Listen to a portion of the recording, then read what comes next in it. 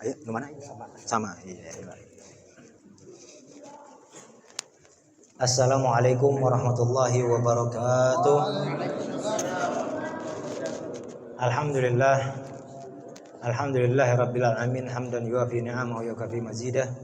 Ya Rabbana lakal hamdu kama yanbaghi li jalalika wa 'azimi sultanik. Subhanaka la nuhsi sana'an 'alaika kama athnaita 'ala nafsik.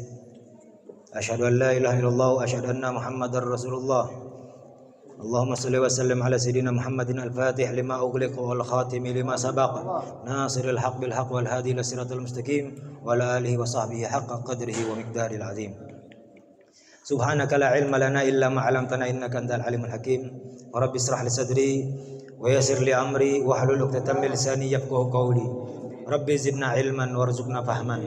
Allahumma aftah alaina futuhal arifin wa hifdzal mursalin wa ilhamal malaikatal muqarrabin. Amin ya Allah ya rabbal alamin. Amma ba'd. Yang saya hormati, yang saya cintai, para alim ulama, para habaib, para sesepuh dan juga tokoh dan seluruh jamaah majelis taklim, majelis zikir, majelis maulid Masjid Jami' Al-Falah. Wabil khusus alhamdulillah merasa bangga sekali kita semua dapat duduk bersama para habaib, para ulama. Yang salah satu diantaranya hadir bersama kita Habib Shadiq, Habib Najib yang menjadi sesepuh Bebe di masjid ini, masya Allah, membawa keberkahan begitu melimpah ya ke majelis ini. Amin ya Allah ya rabbal alamin. Dan juga kepada para asatidz dan juga sesepuh yang mohon maaf saya tidak sebutkan satu persatu. Dengan kehadiran antum menjadikan tempat ini lebih mulia terasa. Dan insya Allah mudah-mudahan kumpulnya kita di majelis ini Allah berikan keberkahan, rahmat dan maghfirah yang seluas-luasnya. Amin ya Allah ya rabbal alamin. Puji syukur kehadirat Allah Subhanahu wa taala yang telah memberikan kepada kita kesehatan, panjang umur, taufik dan juga hidayah sehingga kita dapat kumpul duduk di majelis zikir, majelis maulid sekaligus majelis ta'lim yang Allah muliakan di tempat ini. Dan mudah-mudahan Allah berikan kepada kita semua keistiqomahan. Amin ya Allah ya rabbal alamin. Ini kita kalau kita sama-sama sadari malam hari ini adalah malam Isra dan Mi'raj. Walaupun judulnya tidak sedang merayakan, namun alhamdulillah malam hari ini kita bacakan Maulid Nabi ya, bertepatan dengan malam Isra dan Mi'rajnya baginda Rasulullah sallallahu alaihi wasallam. Luar biasa, pas banget lagi jadwalnya, jadwal ngaji. Masya Allah, Bebe. Alhamdulillah. Walaupun judulnya ini undangannya bukan untuk perayaan ya, untuk memperingati Isra Mi'raj, alhamdulillah masjid ini berketepatan untuk memperingati acara Isra Mi'raj itu. Nah ini pas banget lagi judul atau pembahasan kita hari ini bab wudu, bab sholat. Yang mana wudu dan sholat itu salah satu oleh-olehnya baginda Rasulullah SAW untuk umat Muslim ya dari Isra dan Mi'raj. Masya Allah. Sedikit Al-Fakir ingin sampaikan sebelum kita bahas atau baca kitab yang mana karya dari Al-Habib Ahmad bin Zain Al-Habsyi, kitab yang bernama Ar-Risalatul Jami'ah, menjelaskan tentang 3 ilmu sekaligus di dalamnya, yaitu tentang ilmu tauhid atau tentang ilmu akidah, dan yang kedua ilmu fikih atau dinamakan dengan ilmu syariah, atau yang terakhir adalah ilmu ihsan atau dinamakan dengan ilmu tasawuf. Nah, ini 3 ilmu sekaligus dibahas dalam satu kitab. Kitabnya singkat, kitabnya tipis, tapi masya Allah bertahun-tahun kita sudah bahas, belum juga selesai ini kitab. Ustaz, maafin Ustaz ya, mungkin kelalaian Al-Fakir ini kadang-kadang nggak hadir juga, goib juga karena beberapa kendala yang memang dihadapi. Namun Al-Fakir ingin ceritakan sedikit tentang kisah Isra dan Mi'raj. Antum dan Al-Fakir yakin sudah tahu. Dari banyaknya ustadz, banyaknya kiai, banyaknya penceramah yang menyampaikan tentang kebesaran kisah daripada Isra dan Mi'raj itu. Namun Al-Fakir ingin menelaah satu kasus di mana Isra dan Mi'raj ini terjadi di tahun ke-11 atau 12 ya, sebelum Rasulullah SAW hijrah, atau tahun ke-11 dan 12 antara itu ketika Rasulullah pertama kali diutus. 1 tahun sebelum hijrah Rasulullah ada peristiwa Isra dan Mi'raj. Ketika itu, di tahun itu dinamakan tahun Amul Hazan. Tahun yang membuat Rasulullah SAW sedih. Jadi tahun kesedihan bagi baginda Rasulullah Sallallahu Alaihi Wasallam. Bagaimana tidak sedih Rasulullah Sallallahu Alaihi Wasallam kehilangan paman yang selama itu menjaga baginda Rasulullah Sallallahu Alaihi Wasallam, kehilangan istri tercinta yaitu Sayyidatina Khadijatul Kubra yang selama ini mendampingi, melayani, menjaga baginda Rasulullah Sallallahu Alaihi Wasallam. Sedih Rasulullah Sallallahu Alaihi Wasallam. Namun di sini Rasulullah mencontohkan kepada kita kalau lagi sedih, move on. Ada orang yang sedih, ditinggal istri, ditinggal kerabat, namun dia justru terpuruk kehidupannya. Jangan. Rasulullah mencontohkan kepada kita ketika sedih, maka move on. Apa yang Rasulullah lakukan ketika itu? Rasulullah pergi ke Taif. Rasulullah pergi ke Taif untuk melanjutkan dakwah. Tidak berdiam diri Rasulullah, sudah ditinggal pamannya, ditinggal istrinya, tidak diam, terus melanjutkan dakwah. Rasulullah melanjutkan dakwah ke kota Taif, namun alangkah naasnya baginda Rasulullah SAW ketika itu oleh kafir Quraisy dan orang-orang kafir ketika itu justru dihujani batu, disiksa, dihina baginda Rasulullah SAW. Tetap Rasulullah SAW tegar, kuat. Namun ada memang Rasulullah berdoa kepada Allah SWT. Doanya apa? Allahumma ilaman takilni, kata Rasulullah SAW. Doanya panjang. Rasulullah dengan kesedihannya menyatakan bahwa ya Allah, kepada siapa lagi aku ini akan diwakilkan, atau siapa yang akan dekat denganku daripada kerabat-kerabatku. Ketika itu Rasulullah SAW, Allah mengutus malaikat Jibril bersama malaikatul Jibal. Jadi bukan cuma malaikat Jibril doang, ada malaikat namanya malaikatul Jibal. Malaikat yang memang ditugaskan oleh Allah untuk menjaga gunung-gunung yang ada di muka bumi ini. Allah utus tuh malaikat Jibril dan malaikatul Jibal. Keduanya mengatakan kepada Rasulullah, ya Rasulullah, orang-orang kafir itu sudah menyakitimu, melemparkan batu kepadamu sehingga engkau berdarah-darah.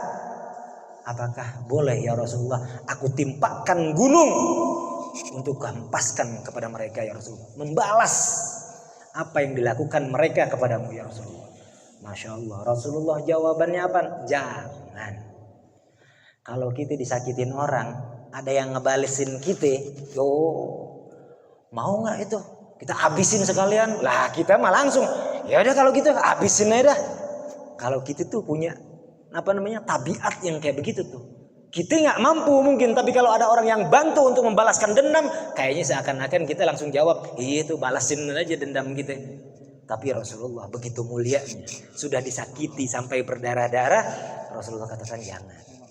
Apa harapan Rasulullah SAW? Semoga di keturunannya nanti Allah berikan keturunan-keturunan yang memang mengesahkan Allah, memuliakan Allah Subhanahu wa taala. Subhanallah. Ketika itu dari setelah itu tidak berlangsung lama, di malam hari di tanggal 27 Rajab yang mu'tamad yang memang para ulama yang lebih sepakat di tanggal ini, di malam ini Rasulullah dihampiri malaikat Jibril. Ketika Rasulullah hendak pergi ke tempat tidurnya untuk istirahat, sudah waktunya istirahat. Di malam hari Rasulullah pergilah ke tempat tidur, duduk dan berbaring. Lalu Rasulullah merasakan bisikan dari malaikat Jibril yang memanggil. Kata malaikat Jibril, ya Rasulullah, ayo siap-siap. Ketika Rasulullah mendengar itu, Rasulullah terbangun, duduk dan menginjakkan kakinya ke tanah. Lalu Rasulullah memandang kiri dan kanan, tidak ada siapa-siapa. Ditunggu, Rasulullah tidak melihat siapa-siapa. Rasulullah kembali tidur lagi. Kembali dan berulang ketiga kali seperti itu kejadiannya. Rasulullah baru menemukan malaikat Jibril di hadapannya lalu mengajak Rasulullah untuk keluar. Ketika itu Rasulullah, ya, sebagian riwayat menyatakan diajak dulu berwudu oleh Sayyidina Jibril. Oleh malaikat Jibril Rasulullah diajak berwudu. Ketika itu Sayyidina Jibril atau malaikat Jibril itu menghentakkan kakinya ke tanah lalu keluarlah mata air dan diajarkanlah ketika itu berwudu. Sebelum apa? Sebelum melakukan Isra dan Mi'raj.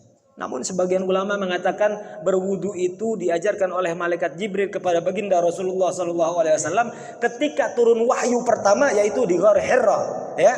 Setelah diturunkan wahyu Iqra bismi rabbikal ladzi khalaq, setelah selesai sampai akhir daripada wahyu yang Allah berikan melalui malaikat Jibril kepada Rasulullah SAW, malaikat Jibril mengajak Rasulullah turun ke bawah untuk apa? Untuk berwudu. Sama kasusnya, sama riwayatnya menceritakan malaikat Jibril menghentakkan kaki di lembah itu, keluarlah air lalu berwudulah malaikat Jibril, diajarkan wudu lalu sholat 2 rakaat yang sekarang menjadi sholat duha. Walaupun sebagian riwayat menyatakan itu sholatnya sholat isyraq. Jadi sholat isyraq ini atau sholat duha ini adalah pertama kali sholat yang dilakukan oleh baginda Rasulullah SAW. Makanya keagungannya luar biasa. Namun kita kembali lagi kepada kasus Isra dan Mi'raj.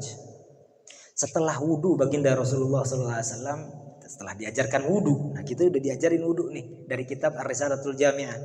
Sampai dengan sempurna wudunya, lalu ketika itu Rasulullah diajak ke Baitul Haram atau ke Ka'bah.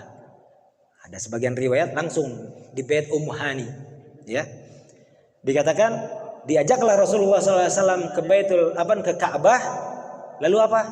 Lalu baginda Rasulullah melihat ada hewan tingginya tidak seperti tingginya kuda, tapi pendeknya tidak sependek himar atau keledai. Kalau dibilang sedang-sedang itu di antara hewan itu, namun memiliki sayap. Dinamakanlah kata malaikat Jibril, ini namanya buraq ya Rasulullah. Dari situ Rasulullah dipapah untuk menaiki kendaraan tersebut atau hewan tersebut, ya. Lalu seketika itu juga Rasulullah diajak berkelana atau yang dinamakan Isra, perjalanan malam dari apa? Masjidil Haram ke Masjidil Aqsa. Makanya di dalam Al-Qur'an dinyatakan subhanalladzi asra bi 'abdihi lailan minal Masjidil Haram ilal Masjidil Aqsa, ya. Alladzi barakna haulahu linuriyahu min ayatina. Terus apa? Innahu was-sami'ul basir. Rasulullah diajak Isra, perjalanan malam, melihat banyak sekali kejadian di perjalanan di muka bumi. Perjalanan malam itu antara Masjidil Haram ke Masjidil Aqsa. Lalu di Masjidil Aqsa setelah itu para nabi sudah menunggu untuk sholat bersama baginda Rasulullah Sallallahu Alaihi Wasallam. Nah ketika itu Rasulullah Sallallahu Alaihi Wasallam mengimami seluruh para nabi yang pernah diutus oleh Allah Subhanahu Wa Taala. Ada yang menyatakan para nabi yang dimaksud adalah nabi dan rasul, ya, yang kita sudah tahu dan sudah kita hafal 25 nabi dan rasul. Ada yang mengatakan lebih dari itu, ya, 317 nabi menunggu nabi dan rasul di sana. Karena kalau semua nabi dan nabinya aja itu ada berapa? 124.000 nabi yang pernah Allah utus. Salatlah bersama Rasulullah SAW. Ketika itu setelahnya baginda Rasulullah SAW diajak untuk Mi'raj ke hadratillah. Singkatnya, setelah selesai, karena ini singkat, kita bahasnya nanti fikih, babnya wudu sama sholat soalnya. Karena singkat-singkat aja. Pulanglah dari sana membawa oleh-oleh, 2 oleh-olehnya. Sebetulnya 2 oleh-olehnya. Sholat sama mandi wajib, mandi junub. Kalau dibilang nih, sholat pertama kali 50 diwajibkan oleh Allah SWT. Setiap waktu sholat itu 10 kali, ya, dilakukan. Jadi sholat subuh bukan cuma 2 rakaat, tapi kali 10, 20 rakaat. Paham? Sholat duhurnya seperti itulah sampai 50 jumlahnya. Namun alhamdulillah, rahmat min rahmatillah, Allah kurangi menjadi 5 jumlahnya. Sama seperti mandi junub. Yang kita tahu mandi junub sekali kan. Nah, padahal ketika diperintahkan sholat 50 waktu tadi, sekaligus Allah memerintahkan untuk orang yang memiliki hadas besar, ya, mandi janabah itu 7 kali. Bayangkan 7 kali disuruh 7 kali. Mandi junub nih, mandi janabah nih disuruhnya 7 kali. Itu adalah perkara yang memang disampaikan ketika ketika Mi'raj. Namun Rasulullah pun merasa keberatan karena memang keadaan di sana ya bukan di Indonesia. Bukan di Indonesia, keadaan di sana di Arab yang kategori air itu sulit. Kurang lebih begitu. Meminta keringanan, lalu dikurangilah dari 7 menjadi 1 kali saja cukup untuk membersihkan dari hadas besar. Namun dengan sempurna. Jadi setelah kembalinya Rasulullah SAW dengan berbagai macam kejadian yang Allah perlihatkan, karena di dalam ayatnya linuriyahu min ayatina. Allah perlihatkan bahkan surga dan neraka yang memang menjadi perdebatan antar ulama. Apakah surga sudah ada atau belum ada? Itu menjadi perdebatan para ulama. Namun sepakat para ulama menyatakan bahwa surga memang sudah ada. Ya, walaupun sebagian ulama menyatakan belum ada surga itu. Kita tidak bahas itu. Setelah kembali baginda Rasulullah SAW, malaikat Jibril membawakan wadah. 2 wadah yang salah satu diantaranya berisi susu, salah satu yang lainnya berisi khamar, minuman keras. Ya, kalau dibilang arak lah ya, yang memang terbuat dari anggur. Ya, kalau dibilang anggur yang memang sudah difermentasi. Dibawakanlah susu dan arak. Malaikat Jibril menyodorkan keduanya untuk dipilih oleh baginda Rasulullah SAW. Rasulullah secara langsung kontan memilih susu. Makanya malaikat Jibril katakan apa? Qad ahdaita ila salam. Atau berbagai riwayat menyatakan dengan kalimat-kalimat yang lain. Ya Rasulullah, engkau telah dipilihkan atau ditunjukkan kepada jalan yang memang menyelamatkan dirimu dan umatmu. Alhamdulillah. Coba bayangin kalau Rasulullah ketika itu milihnya khamar. Wah, acak-acakan ini. Asli, ya. Ada hikmahnya Rasulullah memilih susu, ada hikmahnya. Daripada pemilihan susu tadi, maka akan berkembanglah umatnya. Ya. Akan berpikir umatnya dengan akal-akal yang sehat. Kurang lebih begitu. Maka jadi kalau seumpama ada umatnya baginda Rasulullah, tapi pikirannya masih tidak menggunakan akal sehat, keterlaluan. Ya. Setelah itu kembalilah baginda Rasulullah ke kota Mekah, menginformasikan di pagi harinya kepada orang-orang Quraisy ketika itu, kepada jamaahnya, kepada umatnya ketika itu. Namun sayang disayang, ketika itu para sahabat atau umatnya baginda Rasulullah SAW yang sudah memeluk Islam, banyak sekali yang murtad, banyak sekali yang tidak percaya, langsung tidak mau lagi mengikuti Rasulullah SAW karena dianggap apa? Dianggapnya bohong, dianggapnya mengada-ngada, dianggapnya apa? Menceritakan suatu hal yang memang menjadi khayalan belaka. Tidak percaya, tidak bisa dipercaya. Jarak yang harus ditempuh berhari-hari hanya bisa selesai dalam 1 malam, bahkan kurang dari 1 malam, 1/3 malam, bahkan kurang dari itu. Luar biasa. Ketika diceritakan seperti itu, banyak sahabat yang memang bubar meninggalkan baginda Rasulullah SAW karena sudah tidak percaya. Namun mereka yang bubar, alhamdulillahnya, gadarullah, mereka perginya ke 1 orang untuk mempertanyakan, kan karena 1 orang tersebut menjadi sesepuh di Mekah.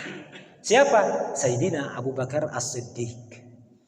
Mereka semua berbondong-bondong menghampiri Sayyidina Abu Bakar As-Siddiq. Gadarullah, Masya Allah.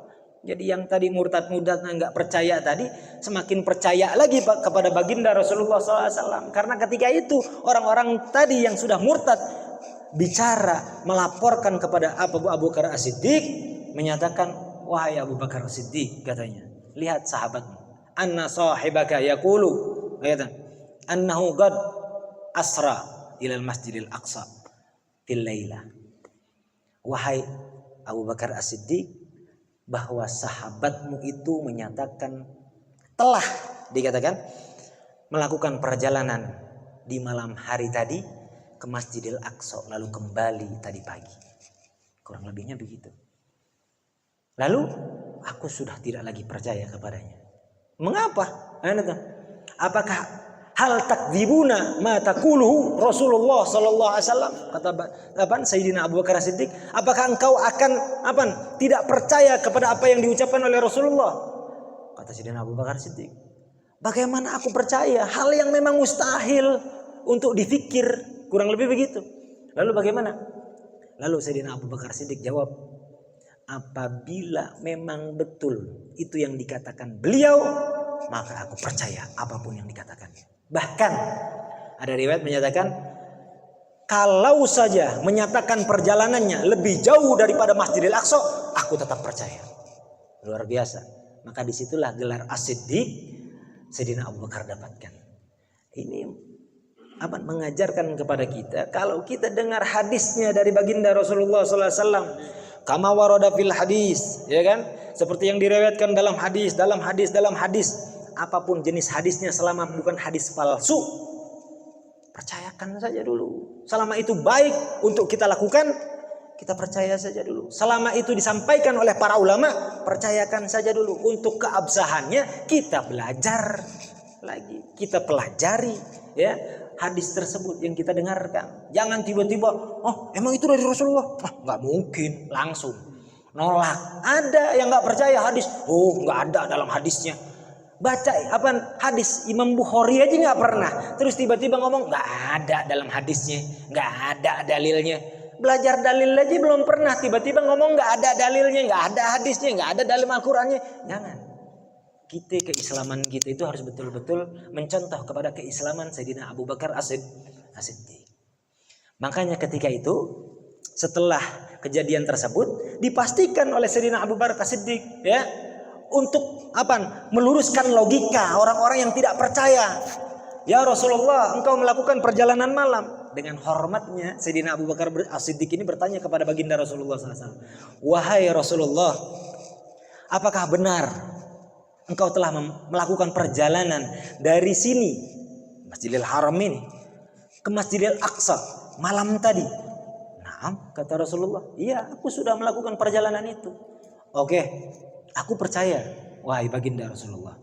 Namun aku ingin dengar sifat daripada atau alamat, tanda atau ciri-ciri Masjidil Aqsa itu seperti apa.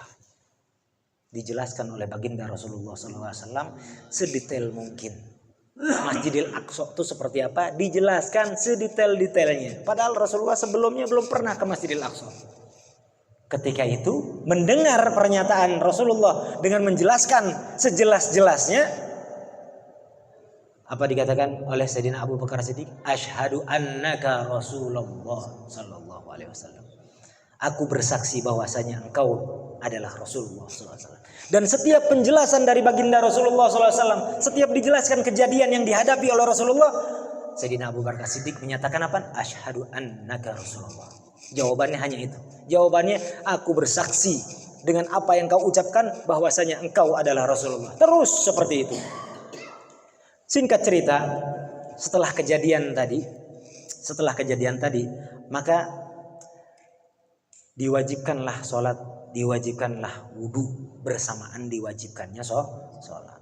Wudu kita sudah bahas. Nah tadi singkat untuk kisah Isra dan Mi'raj. Nah kalau ngomongin tentang wudu, kita sudah bahas dari mulai rukun-rukunnya, syarat-syaratnya, sunnah-sunnahnya, makruh-makruhnya, haram-haramnya, dan lain sebagainya tentang kategori wudu. Yang belum mungkin kita bahas tentang apa yang dapat membatalkan wudu. Betul.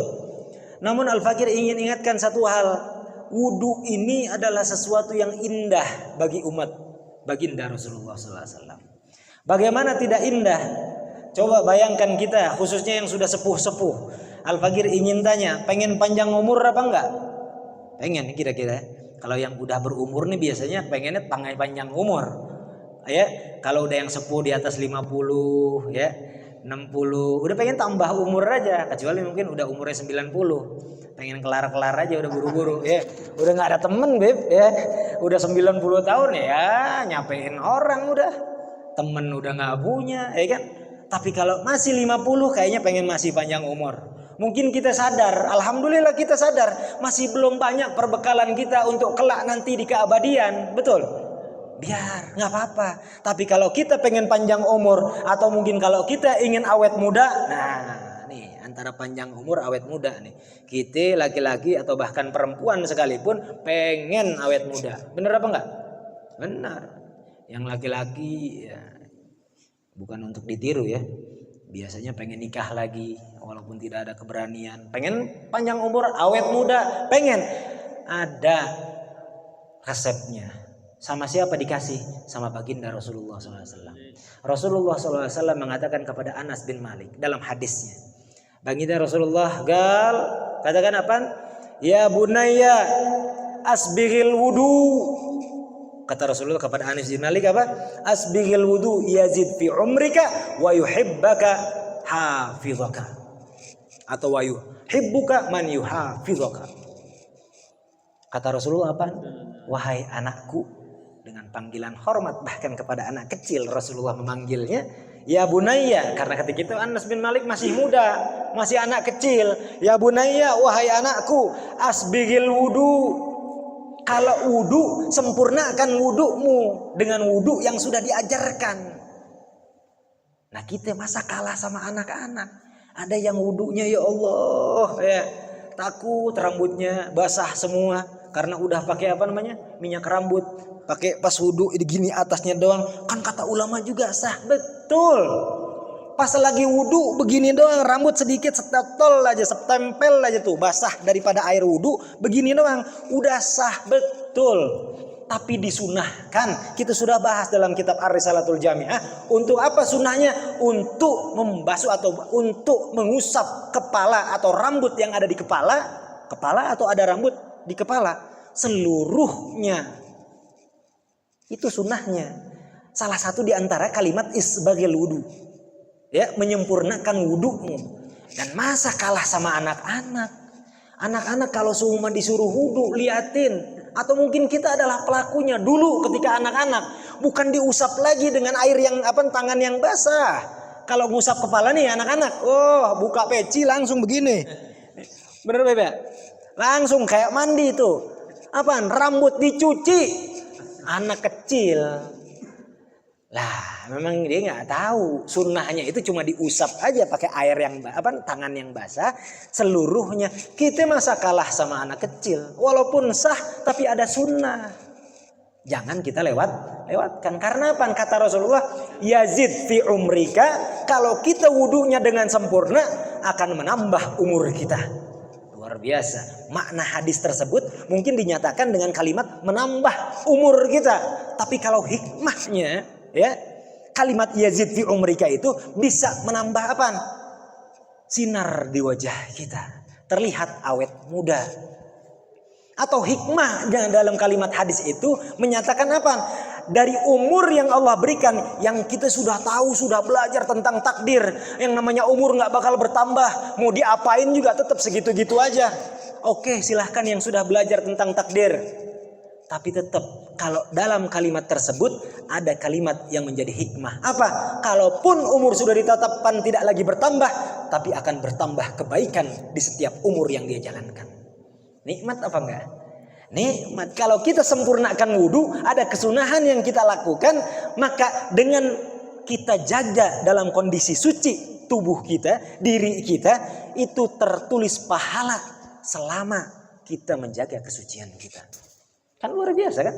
Masya Allah. Makanya kan karena makna daripada wudu itu apa? Al-husn wal jamal. Kebaikan dan keindahan. Jadi kalau kita jaga wudu ya cukup dari menjaga wudu. Luar biasa. Karena salah satu di antaranya kalau kita jaga wudu, kita lebih cepat atau lebih berhak untuk mendapatkan syafaat dari baginda Rasulullah sallallahu alaihi wasallam. Bahkan sudah tidak dipungkiri lagi Allah akan cinta kepada orang yang menjaga dirinya dalam kondisi suci. Kesucian kita itu dijaga dengan dua hal. Entahkah kita jaga dari hadas-hadas besar atau hadas-hadas kecil. Kalau hadas besar dengan segerakan mandi junub, kalau hadas kecil rutinkan kita untuk berwudu. Itu secara zahir. Secara batin kesucian yang dimaksud adalah kesucian dalam hati kita, ya. Makanya wudu setiap kita jalankan, setiap kita lakukan wudu kita itu, kita meminta kepada Allah Subhanahu wa taala agar setiap air yang kita basuhkan ke wajah kita, Allah lunturkan dosa dari apa yang sudah dilakukan wajah kita ini. Kita suka menghadapi apa? Perkara-perkara yang diharamkan oleh Allah Subhanahu wa taala. Kita melihat bahkan sekarang di handphone ada, di televisi ada, di jalanan banyak luar biasa. Ya, yang diharamkan, aurat di mana-mana. Apakah tidak haram? Haram. Rumah orang kita liatin, kita pantengin di dalamnya ada apa aja. Haram hukumnya. Maka itu adalah dosa dari apa yang memang dilakukan oleh mata atau pandangan kita. Bisa jadi apa? Bisa jadi itu adalah dosa yang dilakukan pendengaran kita. Makanya dikatakan oleh baginda Rasulullah SAW, apa? Man tawadda'a kharaja apa? Min sam'ihi apa? Kharaja athamun min sam'ihi wa basarihi wa yadayhi wa rijlaihi. Atau kama qala Rasulullah SAW. Barang siapa orang berwudu maka akan keluar dosa-dosa dari telinganya yang selama itu dia mendengarkan hal-hal yang diharamkan, dari pandangannya yang selama itu dia pandang menjadi keharaman, selama itu dia lakukan dengan tangannya perilaku yang haram, dan juga langkah kaki yang selama itu dia lakukan untuk melangkah ke tempat-tempat yang diharamkan.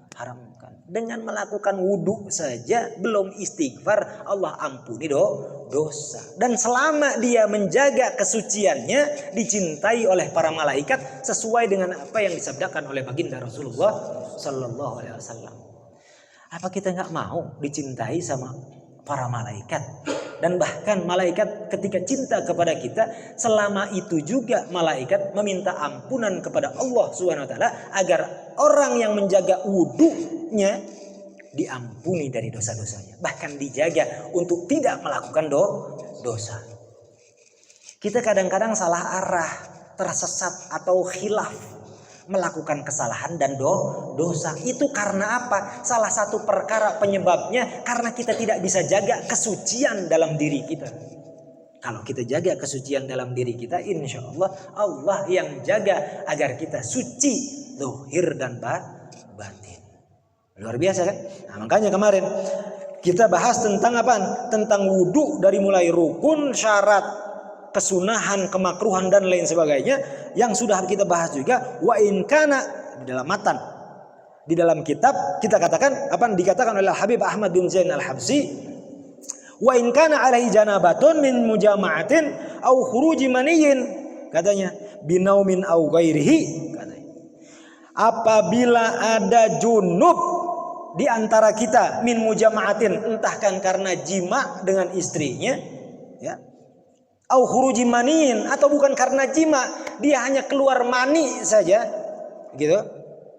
Entahkah keluar mani karena apa? Karena dia tertidur lalu bermimpi, mimpi basah, ya kan? Keluar tiba-tiba, bangun tidur basah, keluar mani. Itu wajib tuh mandi. Makanya dikatakan entahkah dengan mimpi atau dengan sengaja dengan istrinya, ya, atau dengan cara yang haram sekalipun, walaupun ada dosa keharaman, tetap dikatakan lazimahu ghuslu, katanya diwajibkan baginya untuk mandi wajib, dengan persyaratan salah satu di antaranya sama, menggunakan air yang suci, mensucikan. Jadi tidak sembarangan. Wudu dan mandi ini adalah perkara yang harus dilakukan sebelum melakukan sholat, karena wajibnya fauri, sesegera mungkin untuk dilakukan apabila sudah masuk waktu sholat. Nah itu. Atau kalau dibilang sudah akan kehilangan waktu sholat, harus segera. Jelas? Jami' badanihi ma'aniyati raf'il janabah. Yang namanya mandi itu jami' badanihi, harus dibasuh seluruhnya. Harus seluruhnya. Karena kadang-kadang kalau kita tahu yang namanya wudu itu, orang yang punya janggutnya tebal hanya cukup dengan membasuh luarnya saja, tidak perlu digosok sampai meresap ke dalam kulitnya kalau janggutnya tebal. Rambut pun hanya sekedar diusap cukup, tidak perlu dibasahi. Tapi kalau mandi wajib ya, menyerap ke kulit, bahkan kulit kepala atau kulit yang ada terhalang oleh rambut, janggut dan lain sebagainya. Itu memang harus dilakukan. Makanya biniyati atau ma'aniyati raf'il janabah, itu mandi, kalau mandinya karena junub harus niat. Niatnya bagaimana? Niyatu raf'il janabah, niatnya adalah mengangkat junub, mengangkat hadas yang besar yang ada dalam dirinya. Jelas ya? Jelas. Jadi kalau seumpama ada janabah, entahkah sudah jima sama istrinya atau karena keluar mani, jangan melakukan perkara-perkara apapun, bahkan makan minum sekalipun, kecuali dia mandi terlebih dahulu, minimal wudu. Emang kenapa? Apa hukumnya makan dan minum kalau seumpama dalam kondisi junub? Makruh. Jadi kalau kita dalam kondisi junub, upayakan untuk tidak makan, tidak minum, kecuali sudah berwudu minimal. Lebih baik lagi kalau sudah mandi junub. Jelas ya? Hukumnya makruh makan dan minumnya. Kurang lebih seperti itu. Jadi kalau dibilang yang namanya mandi wajib ini, kalau tadi kita dengar itu adalah keringanan dari Allah SWT. Karena tadi diwajibkan pertama kali mandi wajib itu, mandi junub itu 7 kali, namun alhamdulillah diringankan menjadi hanya satu kali selama sempurna dilakukannya. Karena nanti ada persyaratannya. Persyaratannya sama persis atau kurang lebih dengan apa yang disyaratkan dalam wudu. Seperti sebelumnya, kalau ada najis dalam tubuhnya maka harus disucikan dulu. Karena nggak tahu ya, kalau wudu mungkin tangan, kaki dan kepala dan lain sebagainya. Mungkin ada najis di betisnya. Ya, najis di betisnya itu harus disucikan dulu, dibersihkan dulu. Atau mungkin ada penghalang seperti cat, kotoran, tanah dan lain sebagainya yang ada menempel dalam tubuhnya. Itu harus dibersihkan dulu. Agar apa? Agar tidak menghalangi mengalirnya air meresap ke dalam kulit di tubuhnya. Kurang lebih begitu. Jadi mandi wajib harus diperhatikan.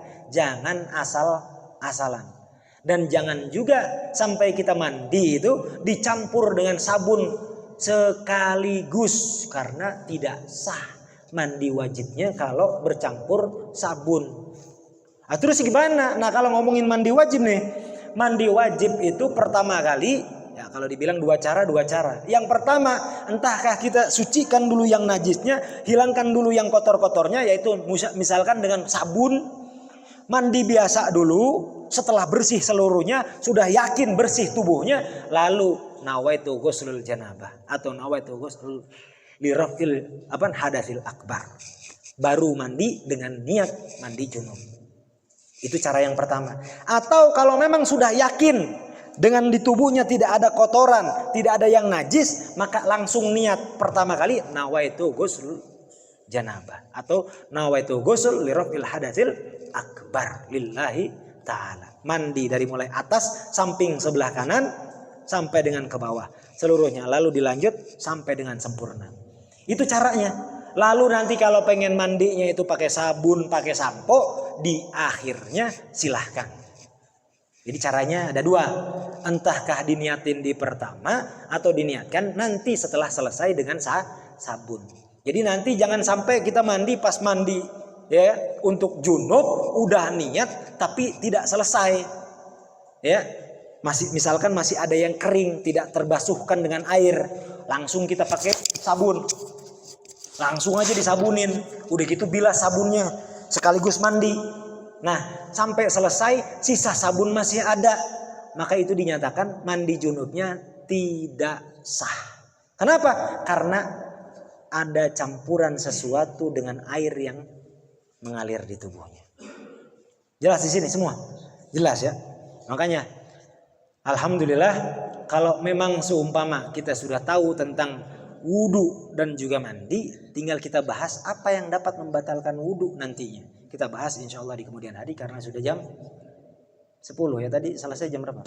Beb, selesai Beb? Cukup ya Beb? Cukup ya. Kurang lebih Al-Fakir ingin tanya, fahimtum? Ada yang ingin ditanyakan? Atau nanti aja pas santai ya tanyanya. Biasa sambil santai nih, ya enggak? Mohon maaf ya apabila ada kata-kata yang memang menyinggung, karena sebetulnya yang terakhir Al-Fakir ingin sampaikan, Sebetulnya singgungan itu bukan hal yang memang buruk. Kita mungkin tersinggung sesuatu lalu kita menganggap adalah sesuatu yang buruk. Padahal dulu kasusnya sama. Babnya bab wudu nih. Sayyidina Hasan, Sayyidina Husain alaihi wassalam. Cucu baginda Rasulullah SAW. Sayyidina Hasan Husain ketika itu melihat ada orang tua sedang berwudu. Ada orang tua sedang berwudu. Pas dilihat orang tua ini wudunya asal-asalan, bahkan lebih ke enggak bener lah. Sayyidina Hasan dan Husain, ya, cucu baginda Rasulullah SAW melihat ada orang tua yang berwudu, lalu ketika itu wudunya itu tidak sempurna atau bahkan mendekati ke enggak bener. Sayyidina Hasan dan Husain tidak ada kuasa atau kalau dibilang enggak ada tega hati untuk menegur secara langsung.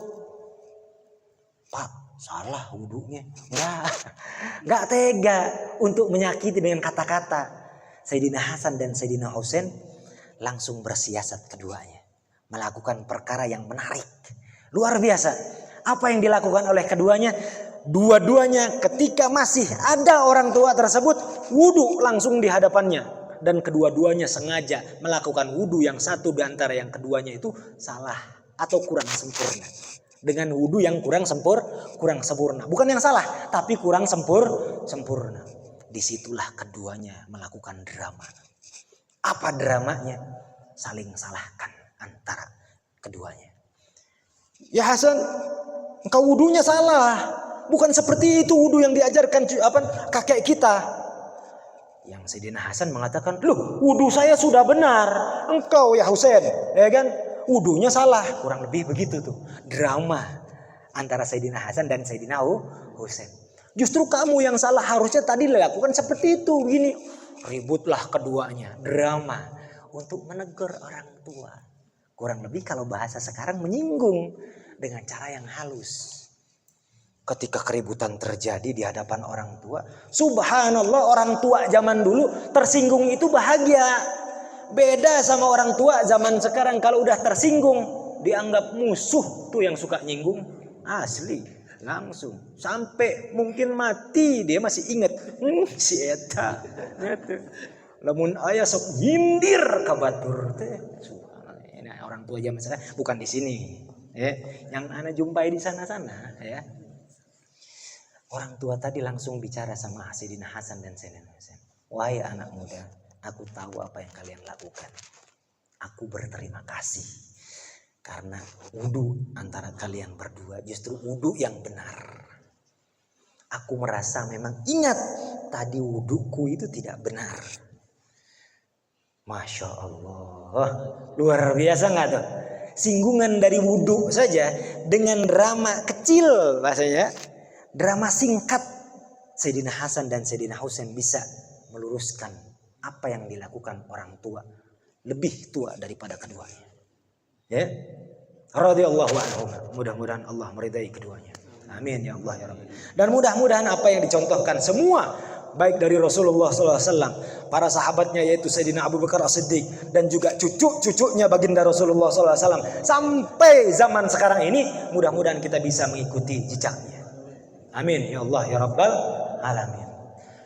Wabillahi taufiq wal hidayah. Wassalamualaikum warahmatullahi wabarakatuh. Mudah-mudahan duduknya kita di majelis yang mulia ini Allah berikan rahmat dan maghfirah, ilmunya bermanfaat dunia dan akhirat, dan juga mudah-mudahan duduknya kita di majelis yang mulia ini Allah berikan juga pahalanya untuk orang tua kita dan orang-orang yang kita cintai. Amin. Ya Allah ya Rabbal Alamin. Untuk agar lebih sempurna kita baca doa khutbah majlis sama-sama. A'udzubillahi minasyaitonirrajim. Bismillahirrahmanirrahim. Alhamdulillahirabbil alamin. Wassalatu wassalamu ala sayyidina Muhammadin wa ala ali sayyidina Muhammad. Rabbana anfa'na bima 'allamtana. Rabbi 'allimna alladhi yanfa'una. Rabbi faqqihna wa faqqih lana wa qarabatin lana fi dinina ma lil qutri unsa wa dhakar. Rabbi waffiqna wa waffiqhum lima ترتدي قولا وفعلا كرما وارزقي كل حلالا دائما وأخل أزكياء علما نحظى بالخير ونقضى كل شر ربنا واصلح لنا كل شؤون وأقر بالرضا منك العيون واقض عنا ربنا كل الديون قبل أن تأتينا رسل المنون واغفر واستر أنت أكرم من ستر وصلاة الله تغشى المصطفى من إلى الحق دعانا والوفاء بكتاب فيه للناس الشفاء وعلى الآل كراما شرفا وعلى الصحب مصابيح الغرر اللهم اهدنا بهداك واجعلنا ممن يسارع في رضاك ولا تولنا وليا سواك ولا تجعلنا ممن خالف أمرك وعصاك حسبنا الله ونعم الوكيل نعم المولى ونعم النصير ولا حول ولا قوة إلا بالله العلي العظيم بسر الفاتحة.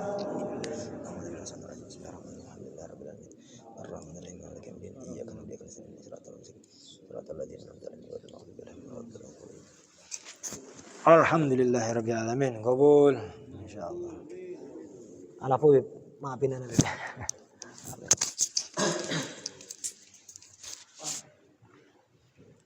Bertanya urusan lain.